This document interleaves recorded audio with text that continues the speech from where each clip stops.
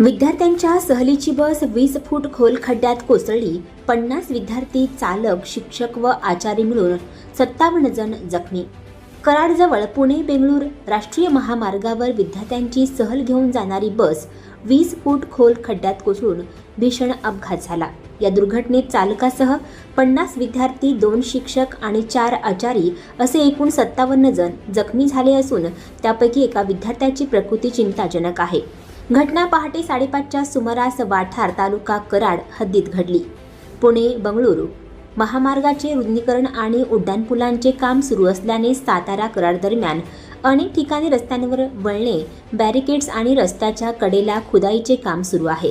सुरक्षा उपाययोजना अपुऱ्या असल्याने या मार्गावर अपघातांची संख्या वाढली आहे. उपलब्ध माहितीनुसार नाशिक येथील पी.बी. पाटील महाविद्यालयाची सहलीची बस MH04 JP 0920 मालवण येथे जाऊन नाशिककडे परतत होती. वाठाजवळ उड्डाणपुलाचे काम सुरू असताना योग्य सुरक्षा व्यवस्था नसल्याने चालकाचा बसवरील ताबा सुटला आणि बस थेट खोल खड्ड्यात कोसळली. धडकेची तीव्रता इतकी होती की बसच्या पुढील भागाचा अक्षरशः चक्काचूर झाला.